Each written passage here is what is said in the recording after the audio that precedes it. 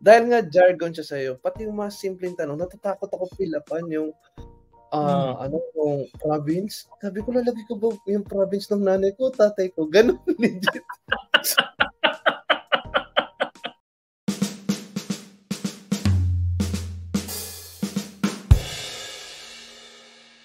Welcome back sa episode 4 natin. Very exciting, very masayang kwentuhan, I guess, kasi it's all about expectation versus reality. I'm your host again for tonight, JD, and with me, of course, Pats and Harry. Good evening, people. Good evening, guys. Oy, may pa-magic na naman si Sir Harry dito. Magic ba? Yeah, sige. So, katulad ng nasabi ko kanina, expectation versus reality, no? So, parang, ano ba yung mga naging adjustments natin pagpuntang unang job? So, naglista ako ng ibang mga topics na dadaanan natin. Tapos, let us know naman ano yung mga tingin nyo or ano yung mga naging adjustment nyo personally. So, first off, ito siya. Boom! Jargons. So, pag sinabi nating jargons, ito yung mga technical terms, ito yung mga specific terms sa industry or minsan sa company itself. No? So, madami silang sinasabing abbreviation na hindi natin alam. Na, yung C8, dapat ganito, yung D3, tapos mo na ba yung Excel sheet, mga ganun. So, Excel sheet, jargon, Excel sheet. So, yung mga ganun, no? Ito yung mga jargons na hindi natin alam. So, ano sa tingin nyo? Ano yung mga naaalala nyo? Harry? Actually, malalim na kasi kagad yung yung technical terms eh. Jargon sa akin, ewan ko, mababash ako eh. Kasi sabihin, ikaw naman yung mahina dun. So, hindi jargon sa akin, Pops, yung yung SSS, yung teen. I mean, naririnig ko siya. Pero in general, parang ba't niya ba ako kinakaltasan? Ba't niya ba ako... Tapos binigyan ako ng form. Binibigyan ka ng form, pipilapan mo. Dahil nga jargon siya sa'yo, pati yung mga simpleng tanong, natatakot ako pilapan yung yung province. Sabi ko, lalagay ko ba yung province ng nanay ko, tatay ko? Ganun, legit. Or province by Metro Manila. Legit. Sabi ko, kanino kaya to? Sa akin to eh. Tapos tinanong ko yung HR, ma'am, ano ba yung ilalagay mo sa province? Yung province nyo. Mas madalas kami umuwi sa northern Samar. Northern Samar nilagay ko. Legit yan. Walang biro. Ngayon, ewan ko, suki ako sa HR eh. Sinungitan ako ng HR eh. Basahin mo lang, sir. akala niya nangaasar ka. Akala niya ito namumurasonada ako, pero hindi talaga. Kasi kahit ganito yung personality ko, alam niyo naman, I mean, para sa mga listener viewers natin, yung mga nakakilala rin sa akin, alam naman na loud ako, tapos nag-uumapaw yung yung kulit ko or what, or yung kumpiyansa ko. Pero before, nung fresh grad ako, alam ko mataas kumpiyansa ko.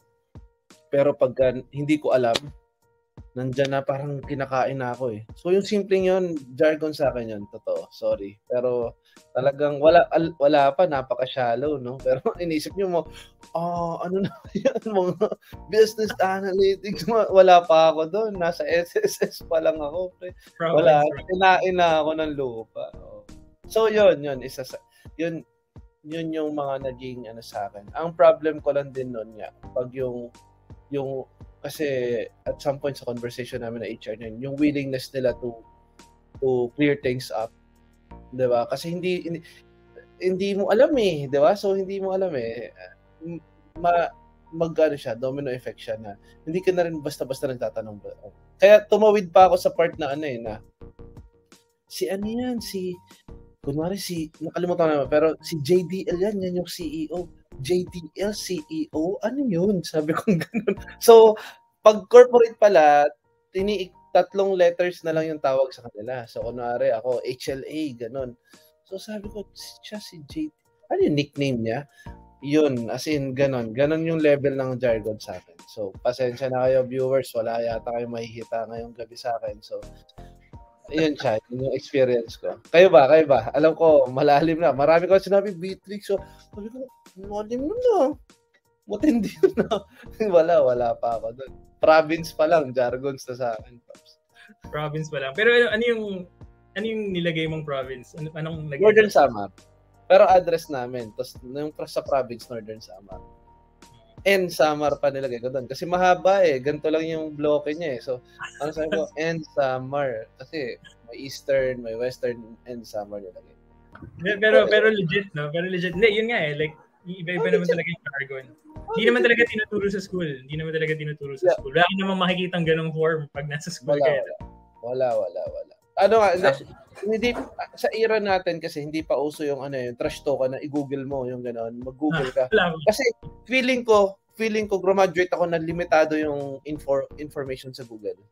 Nandun ako sa point na yon na hindi pa siya ganun ka-intensive. Ngayon, simpleng tinaano ko na sa Google eh. And it answers, 'di ba? Pero doon wala eh. So nakakayaman pero kailangan ko siya i-share. Kaya natatawa na ako nag-share sa jargons. Sa akin, before natin pag-usapan yung jargons na experience ko, pumunta rin ako sa BIR before para i-fill outan yung Form 1904. Kaso, medyo malabo kasi yun. So, yung copy nila, parang may bloke. Tapos, parang may maliliit na boxes pa. Nakalagay na ko na rin, last name, ganyan. Last name, tapos may bloke, tapos may maliliit na squares. So, sinulat ko siya dun sa bloke, right below nung last name. Tapos, sinubmit ko na siya. Hindi tinanggap. Ano bang haba ng pila? 2 oras ako nag-aantay. Tapos, pinabalik ako. Sagutan mo ulit. So, bumalik ako dun sa guard. Sabi ko, kuya, pwedeng pahingi ulit ng kopya nyo. Tapos, for some dumb reason, nagkamali na naman ako. So, parang 3 beses ako bumalik sa pila. Tapos yung matindi pa doon, yung dito sa amin, yung present namin, yung RDO namin, nasa 5th floor siya. Nasa 5th floor yung kuhanan ng bagong tin. So, kuha na tinakit ko sa 5th floor. So, sobrang hassle kasi yung kopya nung forms nasa parang 3rd or 2nd floor yata. Tapos nasa balik. Siguro sa kung pinasahan mo, no? Sa atin na ba talaga ito graduate? Di ba sa akin? Walang ID? Di ba sa akin, yung nabasa yung school ko, parang sakto lang, pwedeng hindi niya nga alam. Parang yung pagka-ignorante natin sa ganito, universal to Wala itong pinipiling eskwela. Oo naman. Ako, tinatawanan ko na lang siya kung sakali man may mga ma-offend doon. Pero ako natatawa lang ako na parang, alam mo yun, kasi, ano yun ba talaga siya? Ba't hindi niya alam to? Pero hindi, normal siya. Normal. Pero tama, no? Doon sa pagsusulat, Pats, dapat doon sa maliliit na square, di ba? Dapat doon ilalagay per letter. Tapos ang cated pa nun yung M ko sa Mendoza, ang laki kong magsulat. Kasi ganyan. Lumalagpas pa siya dun sa maliliit na square. Sige, so napag-usapan natin yung jargons. Pag may maisip kayong iba mamaya, share nyo lang. Next. Paps, share ko na mabilis. Para naman pambawi sa akin. Kasi parang nalungkot naman ako. Malalim pa nga yung kay Pats. Malalim pa yung code. Kasi normal yun, nagpipila pa. Ako province eh. Di ba? Parang down ako eh. Ang jargon sa akin, stakeholders. Yan. Sabi ko, stakeholders? Sabi ko, sino yung stakeholders? Kasi may gagamitin yung ito ng stakeholders. May gagamit ng... Sabi ko, ano yung stakeholders? Sabi ko, ganun. Hindi ko pa naisip nga yun mali ko. Inaamin ko na sa mga viewers, sa mga kikinig. Hindi ako nag-google. So, hindi ko pala nag-google eh. Sige, bash nyo na ako. Akong magagawa dyan. Anyway, hindi ko naisip i-google eh. Pero stakeholders, sabi ko, parang ito, kliyente niya. Ito, ka-teammate niya. So sabi ko, hindi ko na alam paano gagamitin. Sabi ko, ganun. Hindi ko siya ginamit the whole stay daw sa company. Hindi buo, pero yung siguro stay ko doon sa mga 3 months, 4 months naririnig ko siya, hindi ko siya ginagamit. Hindi ako kumpiyansado gamitin siya. So ginagamit ko na lang it's client, yung teammates, at sinasabi ko specific department na ito sila ganito, sila marketing, sila supply chain, ganyan. Sila yung internal stakeholders, parang internal, sino na naman? Tapos may external, sino sila? Parang pakilala nyo. Iharap ka sa akin. Baka gumagawa lang tayo ng team eh. Kayo lang nakakaalam.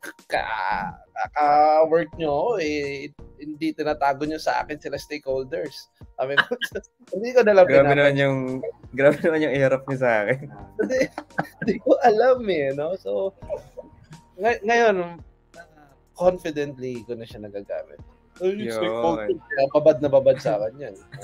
Alam mo ba? External. Alam mo ba, huwag mo ko guluhin sa meeting gamitin yung stakeholders. Yeah. Gamit mo na sa sentence. Oo. Napaguto ko na ng ulam, napagod ako. Gamitin ko yung stakeholders. So parang parang may class ka na yun. Ayun, yun sa akin. Kayo ba kayo? Ako meron din ako. Nung bago pa lang ako, hindi ko alam yung TAT. Alam niyo ba yan? Ano ba yan? Sige, ano yung TAT? Stakeholders. Magkakasama yan sila eh. Oo, sila yan. Magkakasilatat sila. Hindi ko alam na yung TAT, turnaround time pala. So, akala ko TAT. Ano yung TAT? Ganun. So, pero unlike Harry, nag-google na ako. So, hindi ako mababash. Nag-google ako. Ganda. Tsaka meron pang isa. Ano? Sa bagay, generic term siya, no? Yung TAT. Parang halos, lalabas talaga siya. Meron pang isa, POP. Parang mas generic term naman yung stakeholders. Hindi lang ako nag-google. Kasi, wala ko ba? Baka last name yan. Stakeholder. TAT Pops. Ano yung isa mo pa? Sorry. POP. POP? Oh, pop. Hindi ko alam yan Ano yun? Ako rin. Parang mga 2 weeks ago ko lang nalaman eh. Ano yan? Proof of payment. What? Oo nga. Di ba? Pop mo ba? What? Pero ito hindi ko business term. Hindi talaga to lumabas sa Google. Wala sa Google to. So tinanong ko talaga. So medyo nagmukha ako. Ibig sabihin gawa-gawa lang 'yan ng kausap mo. Yun. Baka millennial yan. POP yan yung POP. Ayun. Baka wala namang ganun eh. Hello. Ito yung POP ko nung nag-starves ako. Baka ganun yan. Nag-starves. Yung starves, bago na yan. Baka ganun nga siya.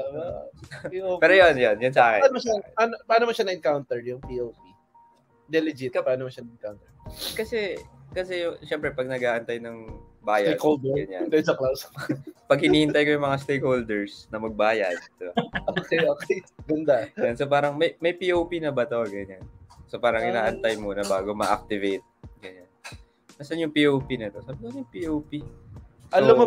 Lumabas from internal, parang teammates mo, yung nung POP.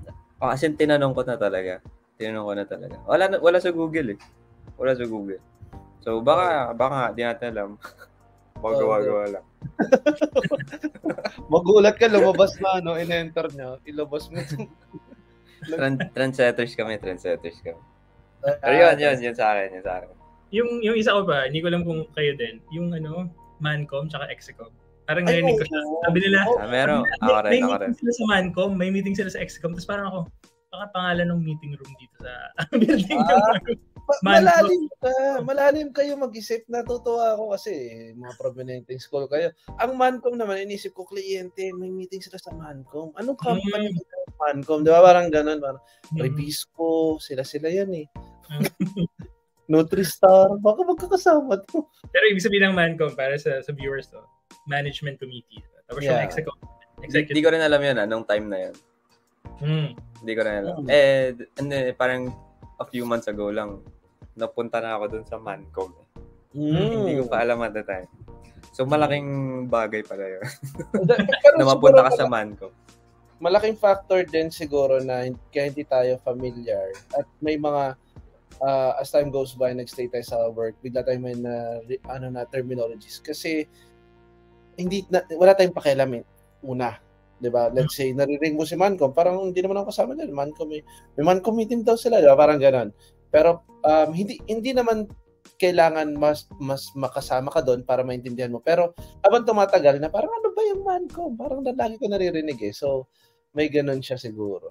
Kaya rin yung mga jargons. Tsaka ito rin eh, yung iba rin nating mga cowork, hindi naman nila kasalanan, pero nasasanay sila magsalita na tinitake nila na alam mo na yon. Na parang alam mo na yon eh, na let's say, diba? Oh, may pop na ba to? Diba? Kung the way kanya tanungin, parang dapat ang sagot mo na, wala pa. Diba? Parang gano'n. Hindi niya naisip na magtatanong, anong pop? Pop? Soft drinks? Muna. Parang, so, gets naman. Grabe, papatayin ako ng mga boss ko. Kasi ngayon ko lang inamin na hindi ko alam yung Mancom. Kung mapapanood nila to, pasensya na po. Pero ngayon alam ko na. So to recap, so for jargons, like yung mga nasabi niya, I guess, don't be afraid to ask or research the jargon. Para naman, Huwag niyo ako tularan. Search niyo, lalabas na most of the terminologies, I guess available sa Google. And pag wala, gawin niyo yung ginawa ni Pats. Tanong kayo. Or ano lang, fake it till you make it. Attend ka lang naman. Attend ka lang, maririnig mo rin yan. Galing ka Bigla na may mabuboard sa gilid. Grabe tong ang tagal ng management committee meeting natin. Dapat. Ganun ka lang. Talasan mo lang yung tenga mo. So that's for jargon. Kita nyo naman, daming story, no? Next one, and I think this is one of the critical ones. No? In terms of expectation reality, for me, sabi ko, coming into, after college, after high school, coming into the workforce, sabi ko, friendly na tao naman ako. Feeling ko wala naman ako makakaaway ng mga ka-office mate. And ito na nga, isa sa mga expectations versus realities natin are different personalities na makakasalamuha natin no, sa araw-araw sa work. Yeah. Sa akin, yung una kong work kasi, sa call center, di ba? Tapos doon, na-expose ako, doon ko unang na-work mga foreigners eh. So, ibang culture, tapos ibang personality. Sobra akong na-shock talaga. Kasi parang may naalala ko yung representative ng client na nasa company namin. Sobrang niyang direct. Tapos parang ako, dahil unang job ko, sabi ko, grabe naman, sobrang personal or sobrang salita agad. Yung pala, like may nagpaliwanag sa akin, binaring up ko sa mga teammates or sabi ko, bakit? Sabi ko, medyo straightforward magsalita, ganyan. Tapos sabi nila, hindi, lang talaga, culture lang talaga nila yun, masanay ka. At least yun na yung medyo difficult for me, no? Pero I'm sure, along the years naman, lalo na pagka nasa corporate ka, may tinatawag tayo na you're trying to influence na, di ba? Like talagang expect mo na dapat na may iba-ibang, yung wording pa nga natin dito, medyo safe, di ba? Different personalities. Pero in real life, in the workforce, it's really difficult people yung kakaharapin mo. Hindi lahat makakahalubilo mo, hindi lahat magiging ka-sync mo, ka-vibe mo, di ba? May mamimit kang sip-sip, may mamimit kang madami. Your spit. Oh my God, wala ka na sa school makes sense. Ako relate ako dun sa foreigners, siguro. Yun yung makakwento ko. Na at nung time na kasi na yun, intern pa lang ako. Tapos parang nagpalipat ako sa isang department. Tapos siya yung naging boss ko. So foreigner siya. Tapos parang hindi niya ako masyadong kinakausap. Hindi niya ako masyadong tinututukan. Tapos parang one day, sinabi niya na parang hindi raw up to par yung ginagawa ko. So parang, grabe, sobrang sakit naman ito magsalita. Gano'n. Pero ganun pala sa kanila, yung culture nila na parang, diba, ina-expect nila na, sige, bahala ka na. Diba? Ganun pala sila in some way na parang, ganun sila mag-mentor, o ganun sila magturo. Tapos kapag di mo kaya. So ganun lang talaga. I don't know. Agree. Actually, currently kasi I'm working may project ako na US based. So pero tingin ko Pats, siya sa part na yan, personality pa rin talaga yata ng tao yung sa pagturo. Preferred nilang siguro na pagiging management style nila. Kasi meron ako nakasalamuha na hindi siya nagma-micromanage, pero lahat ng kailangan mo na assistance ibibigay niya sa'yo. As in, gano'n. Nakakabilib din. Siya, Americans, no? So, to be exact. Pero, yung part na direct, yun yata yung mga kung sanay ka sa puro palabok, medyo iindahin mo kahit English alam mo yun, parang maano ka hindi mo sila makuha basta-basta ng bola-bola, yung ganun. Yun lang naman na-share ko lang kasi nandun ako mismo sa sa estado na yun na nakikita ko sila magsalita everyday, nagmumurahan sila, may mga as in A word, B word, lahat ng naisip nyo, as in F word, lahat nagaganunan sila. Pero pinapagpag lang nila after. So, tayo nga di ba? May marinig ka dyan na, alam mo, sasabihin mo isa, alam mo, ang ng approach mo, ang G ng approach mo, pare. Minumura mo ba ako? Di ba hindi yung approach mo. So HR ka na doon, no? Alam mo yun? So, ako. Anyway, anything else, Pats, dun sa mo? Siguro, so, aside from doon sa kwento ko, yung CEO din kasi nito, hindi pa yung CEO, as in, co-founder siya. Pero yung CEO ng company na yun, foreigner din. And siguro yung napansin ko sa kanila, hindi talaga sila namamlastic Pag ayaw nila sa'yo, ayaw talaga nila sa'yo. Kasi hindi ka papansinin or parang susupladahan ka, ganyan.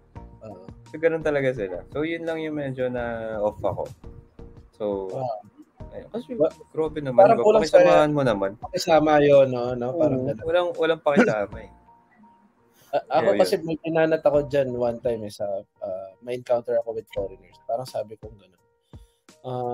Sabi nila, this is my, sabi ko, you know what? Sabi ko na, you know what?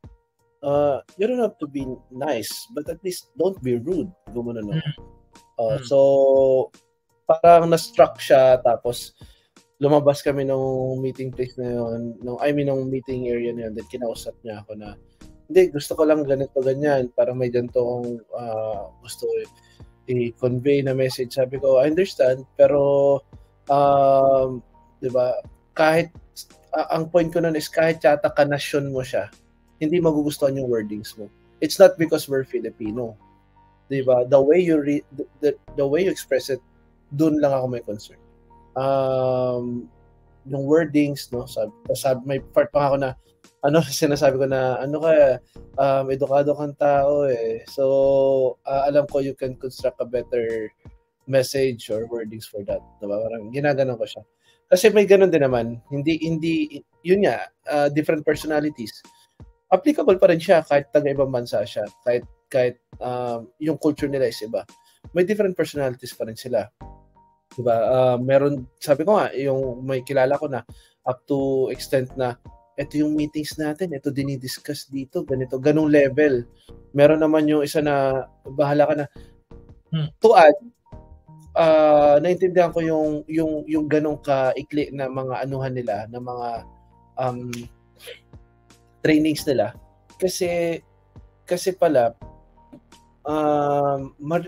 ang bilis nila mag-regular doon Tayo 6 months usually dito, di ba? May mga sila na pagpasok mo, technically regular ka na. May ganun May ganun pala sa kanila. Tapos may mga ewan ko baka sa lahat ng na-experience ko na work on project or company, mahaba na yung 3 months. Isa lang yun, 3 months. The rest, 1 month, 2 months. But, pwede ka nila tanggalin anytime. kasi dito applicable usually managerial position na, 'di ba? Yung pwede ka tanggalin anytime. Kasi ito. Pero doon hindi, ano talaga. Anytime pwede ka tanggalin. Tapos pag nagre-resign ka, max of 2 weeks ang rendering. Notice period. Yes, so dito meron ka pa mga clause na makikita 2 months, 3 months ka pinagre-resign. So kailan pa i-negotiate? Baka naman pwedeng ano na lang, 130 days, sasabihin sa'yo, so may bala ka umalis. But sabi ko, di ba? So, depend mo na naman. Hindi naman, ikaw naman. So, parang ano pa siya, question siya. Anyway, sorry, napaba ako doon kasi nakuha ko yung sa cultural thing eh. Pero, if I may share sa end ko, yes, there is first job ko rin. Actually, intense to the point na parang akala ng iba magsusuntukan kami lalaki. Kasi ako, na-mention ko kanina, mataas din yung kumpiyansa ko. Pero pag na-block ako, hindi ko na alam. Parang nahiya ako, na nadadarag yung kumpiyansa ko na magtanong. Tapos, hindi naman siya natatakot ako mapahiya, pero parang at siguro somehow may ganung factor, pero maliit. Pero talagang hindi ko lang nakaya, may bumabagsak na Great Wall of China, tapos hindi na ako yun. Lumalabas ako sa personality ko na hindi ko na kinakaya magsalita. Nag-iiba yung personality ko. Dito sa first job ko na to, during training namin, masasabi ko, hindi ako nag-excel. Isa ako sa parang inaalalayan kasi parang tingin nila na alanganin ako kasi BPO to, tech kami sa BPO. So, nakikita nila na medyo alanganin yung overall na, kasi yung iba tuturo sa'yo, mag-grasp na nila agad. Believe nga ako eh. Tapos yung matanong nila, make sense na ako parang, saan mo nakuha yung tanong na yun? Ba't hindi ko naisip itanong yun? Yung ganun eh, wala ako nun eh. So, bottom line, na napunta ko sa under sa manager na yun. Not to brag, but ako yung top dog niya sa team niya to the specific subject, no, kasi subject matter may mga ganun yan. So to that specific category, ako talaga nag-excel. Top dog niya ako yung number one sa overall clientele. Ako yung number one, so number one ako sa team niya, number one pa ako doon sa partner. So medyo hindi naman maangas, pero dahil nga may kumpiyansa ako, nako-call out ko rin yung mga valid na call outs. Example, bawal kami mag-access ng different website na hindi ina-allow, yung mga restricted website.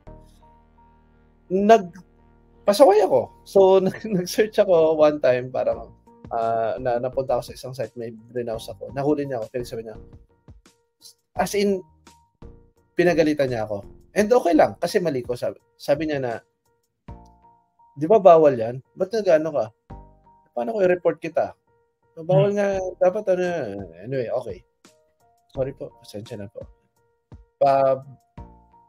Kasi with all humility, nag-sorry ako. Then, suddenly, may tropa siya doon na mga bata-bata rin niya, ka-teammate namin. Dalawa sila, nagbabrowse ng Facebook. Pinapakitaan sila picture. Parang sabi ko, saan yung equality? Ano nangyayari sa inyo?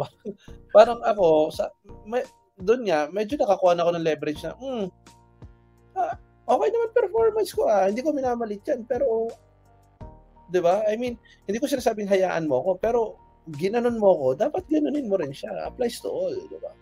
So, may ganong part. Hanggang dumating yung point na umarirang na yung issue, gano'n, na parang kesyo, ko daw siya, na parang naangasan pala siya sa akin, na gano'n, na ako naman, sa akin, nagpasa ako ng resignation. Kasi sabi ko, nagpasa ako sa resignation. Tapos yung resignation ko, usually, hanggang sa, lang yan eh, siya, diba, papasahan ko. Tapos next level, umabot kami sa parang 3 level pa, yun yung kumausap sa akin. Again, don't get me wrong, not to brag, pero ganun ka ganda yung naibigay ko rin naman na performance sa company, to be fair. So, kinausap ako, nung lumabas yung kumausap sa akin, hindi ko na pangalan, pero manager siya. Tapos nung lumabas ako, alam mo nung lumabas kasi yon. Tapos pinalagpas ko muna. Then lumabas na ako sa meeting room. Nandoon yung boss na yon. Nung nadaanan ko yung boss ko, alam mo sabi sa akin, ano Hari, nasiraan mo na ba ako kaya ginanon ako. Sabi kong ganun sa kanya. Ang paninira kasi kung gawa-gawa paano kung totoo yung mga nasabi ko? Ginanon ko rin siya. Tapos, hindi, siguro naramdaman din niya na hindi ako nagpapadarag. Nag-end up naman kami na nagkaroon ng reconciliation. So, yun naman yung ending. No? Yun yung happy ending. No? Na naging okay kami after all. Pero talagang nung time na yun, ang nakikita ko na lang way is mag-resign kasi hindi naman siya matatanggal diba? Hindi rin naman ako basta-basta pwede magsabi na lumipat ng team kasi feeling ko sila mga supervisors, magkakaibigan sila. So what's the sense na lumipat ako tapos mapunta ako sa tropa rin niya. 'Di ba na ang timbre niya is ganito, edi patay ako. So might as well alis ako. Yun yung naisip ko that time. So may mga isa lang 'yan, pero siguro personality ko rin, pero maraming pagkakataon na encounter. Bottom line, best part lang lagi is magkaroon kayo ng compromises, mag-meet kayo halfway. Kasi at the end of the day, kakailanganin niyo isa't isa. Tapos naniniwala ako wala namang masamang tao talaga kung tutuusin. Lahat naman kayo mabuting tao, lahat tayo mabuting tao sa paraan na pagkatao natin, pero hindi lang tayo nagkakaintindihan. Meron siyang standard ng pagiging kaibigan, may standard siya ng pagiging mabuti. Ganon din sa end natin. Minsan akala natin na porket hindi pumasok sa standard ng tao na to sa level na ito yung kabutihan natin. I mean, ito yung mabuti para sa atin, hindi siya pumasok doon. Feeling natin masama na siya. Well, in fact, mabuti siya. Hindi lang siya pumasok sa merkado. Sa standard mo. So, yun naman yung point. Tama. Tsaka, sorry na ako kasi ko siya gusto ko rin siya na i-share. Hindi yung story na i-share sa mga tao na tama talaga yung word na be professional. Be professional lang para sa workplace. Wag nyo samahan wag nyo siya tingnan beyond doon kung ganun siya sa pagkatao niya, nakilala nyo siya, be professional, ganun pa rin, be professional sa end mo, ikaw pa rin yun di ba? Kung tingin mo na di masama talaga ugali niya kasi ganito siya, okay, sige, be it. Pero pag ginaya mo siya, pagka gumanti ka, alam mo, wala na kayo pinagkaiba. So, lumagpas na kayo dun sa professionalism parehas, sa bound na yon. So, yun lang, be professional lang. Wala kang makarating, no? Pagka ganun. Dahapa lang ng haba. Tama. There's a proper way of escalating it, a proper way of communicating it to that person, di ba? In a professional manner. Right. So, hindi yung paparinig sa Facebook, di ba? Yung mga ganon. Yun siya. Yeah, and second to that lang, no? Yung mga HR, may mga structure yan on how to handle conflicts. Na structure talaga. As in, hindi yung parang bara-bara pabayaan kayo magsuntukan or something. It's really, it's part of their process, no? So don't be afraid or don't hesitate, I guess, na labit ka agad sa HR. Pagkatingin yung, medyo hindi ko alam how to do this, or parang lumalala na. Yan, may mga intervention talaga na ginagawa. Saka tama yun, Paps. Kasi wag i-juice out mo muna, i-exhaust mo muna lahat ng solution na professional na paraan ng pagsosolve ng problema. Pag wala na, hindi ko sinasabing lumagpas ka sa pagiging professional. But baka it's about time for you to leave the company. Kasi hindi ko sasabihin na, magstay ka. Meron pa yan. Hindi. Ikaw makaka-assess niyan. Ikaw makakatansya kung okay ka pa sa yung overall health mo, okay ka pa dyan, go. Pero pag tingin mong talagang toxic, 'di ba, na hindi yung antimanong tulong na kailangan mo hindi na ibigay, alam mo na 'yon, 'di ba? Yun. Right. Yeah, so ang ganda. Ang haba and may mga real life kwento. Thanks for sharing, Harry. And realize mo if possible, ito yung at least nung managerial level na ito yung naging effective for me na I would schedule meetings dun sa mga teammates ko talaga. And even mga upper management to really get a sense of ano ba sila, kamusta ba sila. Para lang makita mo or strategically maalam mo, paano ko ba i-manage to? Ano ba yung Mag-gauge mo, no? Gauge mo like ano ba yung vibe nito? Paano ko ba, kailangan ko ba influence masyado? Kailangan bang mas gantong atake, approach, etc. Pero kung hindi naman posible yun, masyadong busy everyone, no? Small talk, di ba? Like parang ask around lang, parang ano sa tingin mo, kamusta ba siya? Again, like what you've said, Harry, professionally, no? Hindi naman sa parang nakikichismis ka or what. It's really for you to get a hang around of things. Because, let's be honest, kung di mo na-enjoy, kung bad vibes ka palagi sa work or natotoxican ka sa environment mo, wala, hindi ka rin mag-enjoy and makaka-affect din sa performance mo. So, malaking bagay talaga yung how you would work with your team. So, laking bagay. May papasok sa'yo na trabaho para sa personalidad mo. Yun lang yun. Na may entry mo na, ay parang at home ako dito. May ganon. May swak ganon. Na swak. Yeah. Yeah. And for our last topic, ganda ng mga naabutan natin. Ito, I think isa sa mga adjustments going into a company or any other organization, especially if you're a new or a fresh grad or new to the industry, is this, for me, contribution to the company. Like, I know may mga tao na kaya ko to, pasok nyo kahit saan. Gagawin ko yan, dami kong mababago. 200% sales or malalunch ko tong product, magagawa ko tong contribution na ganito. But in real, at least for me, yung experience ko, no, it's not always like that eh. And to be honest, parang minsan pagka nagsisimula ka pa lang, it's the minimum task or yung mga minimum na scope of work pa lang talaga yung papagawa sa'yo. And, I mean, don't get me wrong, maliit siya kung maliit, but it helps the company eh. And pagka nakatingin ka dun sa ginagawa mo na yun, it might appear parang liit ng ginagawa ko, parang hindi ako nakakatulong sa company. Pero once na nakita mo na yung bigger picture, makikita mo na, shucks, essential pala talaga, crucial pala talaga yung ginagawa ko kahit na I'm encoding, kahit na ini-edit ko lang itong maliliit na part, kahit na tagasagot ako ng customer, or alam mo yun, mga ganun. Makikita mo na hindi pala siya maliit na part eh. It's how the system works. Na yung contribution mo, no matter how small it is, sa simula, wala talaga. Kailangan, you have to learn the ropes pa eh. You have to, alam mo yun, madami ka pa kailangan malaman bago ako mabigyan ng scope of work.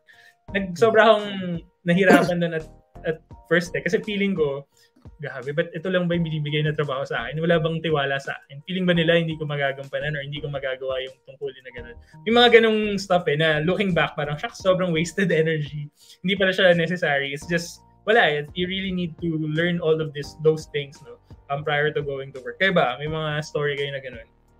Ako, nung pagpasok ko sa work ko ngayon, parang na-feel ko na parang, ang liit lang ng ginagawa ko, ganyan, walang masyadong impact, yun. Pero tama ka, JD, nung parang I talked to the team, to the other departments, tapos ang minamanage ko pa naman, di ba, yung tech products sa website, mobile app, ganyan.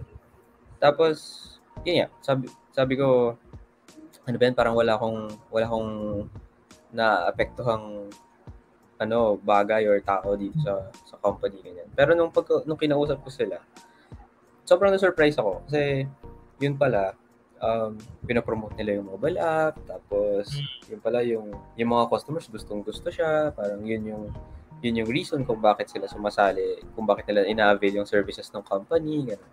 So, yun lang, parang a bit of advice lang na, hindi siya, yung trabaho mo, kahit pa paano may epekto yan. It doesn't matter how big or small. Di ka naman nila i-hire kung di ka nila kailangan, di ba? So, yun. Always just trust in the process din. So, yun. Ako, curious lang ako kay Pats kasi sa generation nila yan eh. Yung, I mean, hindi naman, hindi ko minamasama, pero sa generation ninyo yung mas aggressive na magkaroon ng impact eh sa company. I'm not sure with Pats pero tingin ko, 'di ba, may ganoon, no?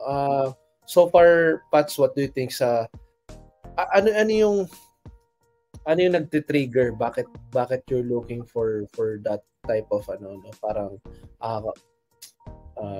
achievement, no, na hindi ko siya nakikitang masama. Actually maganda siya na gusto ko makatulong dito, bigyan niyo ako ng chance. Pero anong nagti-trigger, ano yung vibe, no, ano yung energy na hinahanap niyo for that, parang gano'n.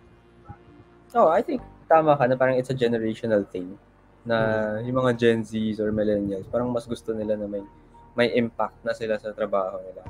And I can't blame them. Siguro at least for me, kaya ko gustong makatulong sa company is because gusto ko na pa-appreciate din yung gawa ko. So, I mean, it might sound self-centered, it might sound selfish, pero I think it's human nature also na syempre kailangan din na mapakitaan tayo ng appreciation from time to time. Kasi compare natin sa, let's say, data entry job or I don't know, some back office job, di ba? It will demotivate you at some point, di ba? So more than the money, more than the culture, I think for me it's really important na makita mo yung appreciation sa'yo ng colleagues mo. Kasi I think it will serve as motivation for you and, one of the reasons for you to stay within the company. So, yeah.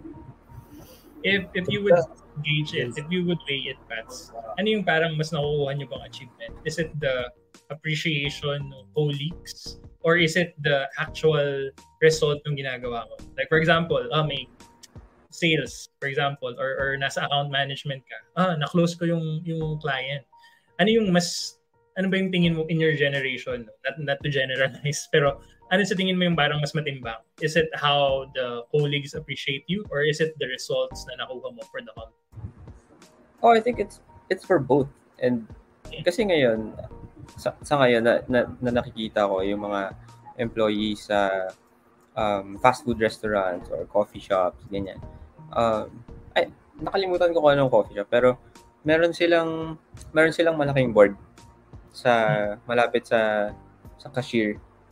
Tapos ang nakalagay doon yung target sales nila. So maganda siya if you think about it. Kasi as an employee may target ka na ma-hit. So syempre it will push you to become better at your job, 'di ba? Helps you improve your skills kung ano man yung skills mo doon sa company na yan. Pero yung problema doon, kapag na-hit mo yung targets mo, wala kang anything. Like, you don't get anything. You don't get rewards. Meron ako nabalitaan. He's this crew sa isang Burger King. Not here sa Philippines. I think it's in the US. And this guy, he spent 30 years in the company being a service crew. Tapos, ang reward lang sa kanya, it's like parang cookies lang or whatever. So, 'di ba? Ang sama ng dating, 'di ba? So, I think yung going back to your question, I think it's both pa rin. I think it plays both ways na parang yes, kailangan mo maka-contribute sa company, but more than that, syempre kailangan din ma-recognize yung hard work mo. If you're a manager listening here, sana you'll be aware of that na not hindi lahat ng rewards, hindi lahat ng management style one size fits all, diba? Hindi pwedeng yung target natin lahat pagka na-reach natin tong target na to, meron tayong reward. Hindi naman everyone is financially incentivized na gagawin lahat for money, diba? Yung iba kailangan ng mas deeper fulfillment or something na mas gusto nila. Minsan mas gusto nila added scope of work or mas gusto nila higher or bigger contribution or influence sa team. Agree. Actually, sa akin naman, Pops, tama si Pats doon kasi generational thing siya. Kaya ako rin natanong. Tingin ko sa generation kasi natin, JD, doon nagkakaroon ng pag tinignan naman demographics, doon nagbabago-bago yung data. Meron sa atin na parang may ganon na gusto nung ganong klase ng recognition, meron yung okay lang, meron yung walang paki at all, di ba yung ganon? So, and at the same time, tayo lahat, feeling ko, nag-start tayo na naghanap tayo ng, pansinin nyo naman yung effort ko, ganito, ganyan, di ba yung ganon? And at the same time, tama ka doon na bakit parang walang katiwala sa yung company, ito lang pinagkakatiwala sa akin. Pero to answer that, JD, yung part na yan, feeling ko mas ina-underestimate natin yung sarili natin pag ginagano natin yung sarili natin. Hindi yung question towards the company, papunta siya sa atin na, so baka minamalit natin masyado sarili natin. Hindi naman maliit tong ginagawa natin eh.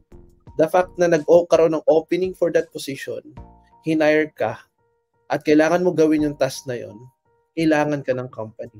Kailangan nila yung contribution mo for that specific position. Yun yung tingin ko. I mean, just to answer that though, sorry. Tama eh, kasi hindi naman magkaka-opening if ganun eh. And tama ka eh. If you think about it, like the companies, and again, this matters to you na, companies would really plan out or just allocate resources for that specific position. And no matter how big or how small that is, it means that it's needed to the company. Hindi naman mag-hire kung hindi kailangan. Tama ka naman. Diba? Tapos ilan pa in-interview, hinire ka, tapos yun pala, tapos ikaw parang, ito lang task ko. Diba? Parang lungkot, diba? At tapos, mapunta ko lang kay Pats. Actually, yun sinasabi ko. Kasi doon tayo nag-start lahat. Gusto natin ma-recognize. Pero sa generation natin, JD, medyo naging madamot yung recognition. Hindi pa ganun ka-vocal yung advocacy na yun. I-recognize nyo yung effort ng teammates nyo. Magpasalamat kayo. Diba? Wala. And natutunan natin yun in a hard way, natutunan natin yun na at some point naging positive way siya. Kasi ako personally, sabi ko nga 'di ba nung sa may iba episode, okay lang sa akin, hindi ba ko recognize. Sahuran mo ang tama, 'di ba? Kasi ang mindset ko, para doon yung binabayad mo sa akin eh. Ibigay ko yung contribution ko. If I went beyond it, then hindi ko na rin siya dapat isumbat sa'yo. Kasi tulong ko yun sa company. Kahit anong klaseng tulong, hindi ka pwede manumbat. Marami magsasabi, hindi, kailangan mong sumbat para minsan mahimasmasan sila. Hindi pa rin para sa akin. Kasi nga tulong siya eh. Kusa mo siya. Hindi ka na hiningi. Kusa mo siyang binigay. So kung nag-OTTY ka doon, hindi mo pwede, ano pa yan? Wala man ng ano to si boss. Diba? Parang ganun. So for me, example, yung sa Burger King, diba, na-mention ni Pats, doon lang ako sa babalance ako. Yes, parang for a cookie, di ba? Pero let's look at in the other side. Baka naman nung nag-retire yun, naibigay ng tama sa kanya yung retirement plan niya or ano, di ba? All throughout his stay sa company. Kaya hindi siya umalis din kasi maganda yung sahod, benefits nila. We don't know, di ba? So kumbaga ako lang kasi, okay lang na i-advocate natin na ng mga tao yung i-acknowledge yung effort ng ibang tao. Acknowledge mo yung effort ng teammates mo, yung contribution nila. But never sana rin demonize yung part na kung hindi ka man re-recognize sa paraan na gusto mo. Kasi pumasok ka dyan para sa trabaho, 'di ba? Pinasahuran ka para sa trabaho and yun yung kapalit ng trabaho mo, yung pera na yun. Diba? So, masakit, harsh, kasi yun yung totoo eh. Diba? Magkakaiba na lang ng kwento is yung mga services. Diba? Yung mga pro bono services. After all, gan ba gagawin nyo sa akin? Hindi ko na kayo pinapabayaran. Pwede pa. Pero yun, binayaran ka? Hindi. So siguro sa akin, yun lang na yung contribution mo sa company, nandiyan na yan eh. Magko-contribute ka eh. Learn how to appreciate your effort siguro. Yung nagiging contribution mo sa company. Kasi pag ang question mo is yung late ng task mo, small, 'di ba? Hindi ka naman pwede mag-CEO kagad. Hindi ka naman pwede mag-manager kagad, 'di ba? Kailangan mo dumaan sa mga proseso na 'yon. At kailangan ka ng manager mo para sa mga task. Yun lang naman siya.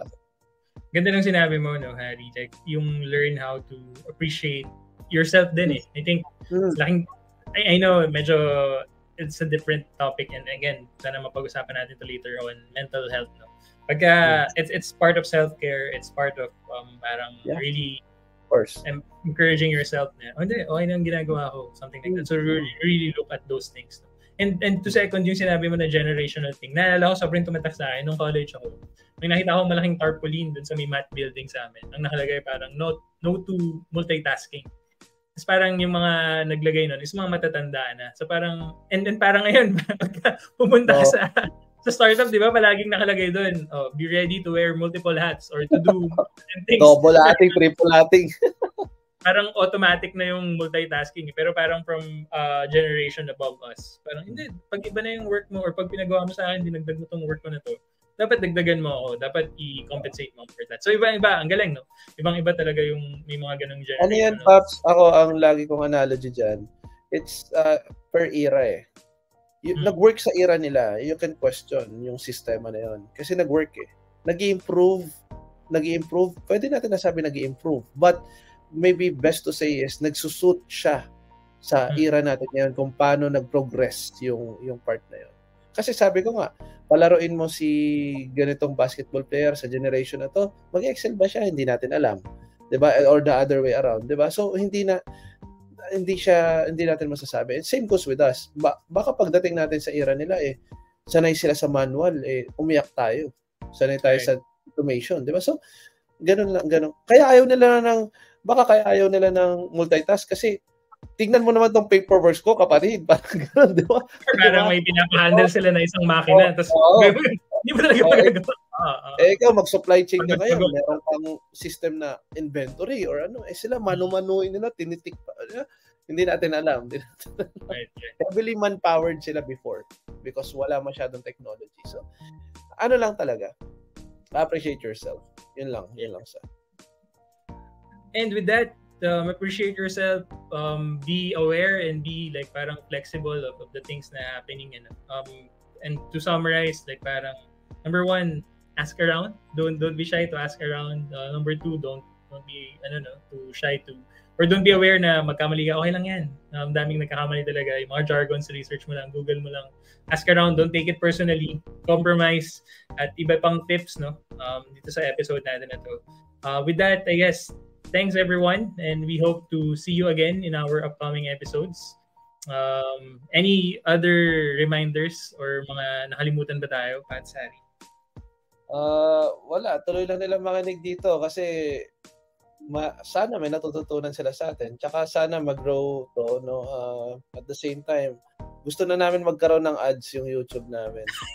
So mag-subscribe kayo, ikalat nyo to. 'Di ba? Ganun ako. Kailangan ko ng pera. Joke lang. sana nakakatulong sa inyo to. Yun lang naman. And at the same time, walang ganito dati. Walang mga ganitong meron na. So sana nakadagdag kami sa mga sources nyo ng ganitong kaalaman. Ako, nasabi na lahat, pero akin lang, abangan nyo yung next episode. Okay yung next episode namin. Yeah. Abangan nyo lang. Abangan nyo lang. Wala tong ads. Tsaka, by the way, visit todocareer.com para may mga instructions on how to engage and how to interact more and how to learn more, etc.